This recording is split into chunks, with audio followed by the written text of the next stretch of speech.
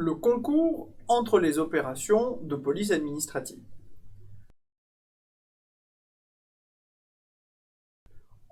C'est un thème essentiel dans tous les programmes de droit administratif général que l'étude du concours entre les opérations de police administrative. Je crois qu'il faut commencer par bien expliquer le cadre parce que c'est un thème compliqué. Concours, ça veut dire, non pas je qui est le plus fort, concours, ça veut dire l'action simultanée. En fait, la question qui va se poser, c'est uniquement la question du concours juridique entre les opérations de police administrative. En clair, est-ce que le maire peut agir en parallèle du ministre? Est-ce que le maire peut agir en parallèle d'une autre autorité de police administrative spéciale, etc., etc. C'est une question qui est complexe. Pourquoi? Parce qu'elle met en œuvre des distinctions essentielles. Première distinction essentielle, qu'est-ce que la police administrative générale? La police administrative générale, c'est une opération qui vise à prévenir les atteintes à l'ordre public général tel que vous l'apprenez, c'est-à-dire sécurité, salubrité, tranquillité publique, moralité publique, dignité et pour certains l'esthétique. Ça, c'est la police administrative générale. Et cette police administrative générale, elle a des titulaires. Alors on va dire en gros, le Premier ministre, éventuellement le ministre sur délégation, le préfet et le maire. Bon. Ça, toutes les opérations qui visent à prévenir une atteinte à l'une de ces composantes, sécurité, salubrité, tranquillité, dignité, moralité et esthétique, ce sont des opérations de police administrative générale. Donc ça veut dire quoi? Je prends un arrêté, j'interdis la vente de, je sais pas ce que vous voulez, de muguet sur le territoire de ma commune, parce que je me dis, ce muguet est porteur d'une maladie, c'est une mesure juridique de police administrative générale. Bon. Deuxième distinction dont j'ai besoin, c'est les mesures de police administrative spéciale. Les mesures de police administrative spéciale, ce sont des mesures qui visent à prévenir une atteinte à l'ordre public spécial. Ordre public spécial, c'est quoi? C'est un ordre public qui a été défini par un texte spécifique, qui peut concerner soit une population particulière, la police administrative spéciale des étrangers, une finalité particulière, par exemple la protection des mineurs, c'est toute la problématique de la police du cinéma. Ça peut viser un certain nombre d'objectifs particuliers, je sais pas, l'implantation des panneaux publicitaires, la protection des ondes contre les ondes électromagnétiques pour l'implantation des antennes de téléphonie mobile, etc.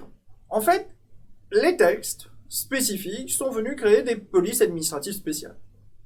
L'exemple qu'un étudiant de deuxième année doit connaître, c'est cette police administrative spéciale essentielle qu'on appelle la police du cinéma. Pourquoi? Parce qu'il se trouve qu'il y a un arrêt important en Gaja, là-dessus, l'arrêt Société des films Lutetia, rendu en 1950. La question du concours entre les opérations de police administrative, elle se traite de la manière suivante. La question qu'on se pose, c'est est-ce que ces différentes autorités peuvent agir en même temps? Il faut ici distinguer plusieurs cas de figure. Premier cas de figure, le concours entre opérations de police administrative générale elles-mêmes. Ça veut dire quoi? On va tout de suite commencer par un exemple pour que ça soit clair. Supposons que nous ayons une décision du Premier ministre qui dise voilà, en ville, c'est limité à 50 km/h. La question qu'on se pose, c'est est-ce que le maire peut décider de changer cette limitation? Est-ce qu'il peut la passer à 60? Est-ce qu'il peut la passer à 40? Etc. Une question, c'est comment ces deux mesures peuvent se combiner, comment est-ce qu'elles peuvent agir en même temps, comment on peut régler le concours.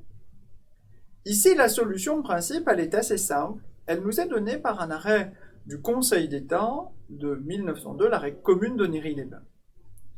L'autorité de police administrative générale locale, donc dans mon exemple le maire, ne peut agir que s'il respecte deux conditions. Première condition, il faut qu'il existe des circonstances locales particulières pour justifier sa mesure. En clair, il va dire « Cette rue est particulièrement dangereuse, donc j'aurais vraiment besoin de le faire. Regarde, voici les preuves. » Puis, deuxième condition, il ne peut agir que pour prendre des mesures plus restrictives.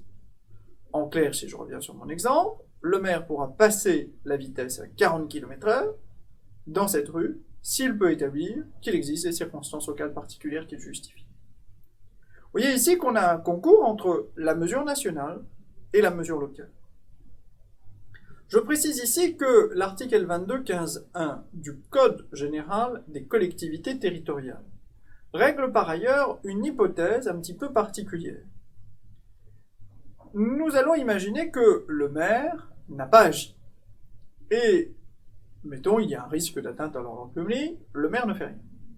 L'article L22-15-1 règle une situation plutôt particulière où le préfet va pouvoir se substituer au maire qui a manqué d'agir. On dit que le préfet se substitue en cas de carence du maire. La condition alors, c'est que le préfet procède à la mise en demeure du maire et ensuite il pourra agir. Avec une originalité, qui d'ailleurs peut servir dans un cas pratique, c'est que le préfet se substitue au maire, les actes pris par le préfet engagent la responsabilité de la commune et non pas du préfet. Donc, la première hypothèse que j'ai couverte ici, c'est celle du concours entre une autorité de police administrative générale et une autorité de police administrative spéciale. Une autorité de police administrative générale et une autre autorité de police administrative générale.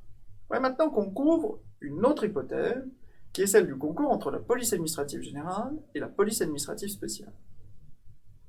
Regardons ce que ça signifie. C'est l'hypothèse de l'arrêt rendu par le Conseil d'État en 1959, Société des films Lutetia. Vous avez eu un film qui a obtenu son visa d'exploitation. Il peut être diffusé en France, dans telle ou telle catégorie. La question qui se pose, c'est est-ce qu'on peut en interdire la diffusion? Est-ce qu'un maire, au nom de son pouvoir de police administrative générale, peut interdire la diffusion de ce film au niveau local? La réponse qui est donnée par l'arrêt du Conseil d'État dans l'arrêt Société des films Lutetia est la suivante. Si la loi n'a pas exclu l'intervention de la police administrative générale, alors l'autorité de police administrative générale peut agir pourvu qu'il existe des circonstances locales particulières et que la mesure soit peu restrictive. Ce qui signifie, si je reviens à mon exemple, le maire pourra interdire la diffusion de son film, si la loi n'a pas exclu son intervention, pourvu d'établir que oui, effectivement, il y a un problème s'il est diffusé chez moi, et pourvu alors d'interdire, et non pas de se dire, bon, bah, vous savez, le film, il était classé au moins de 16 ans, mais moi, je vais permettre aux moins de 12 ans d'assister au film. L'idée est donc bien là, celle d'un concours. Par ailleurs, le Conseil d'État précise que l'autorité de police administrative générale pourra se substituer à l'autorité de police administrative spéciale uniquement dans l'hypothèse du péril imminent.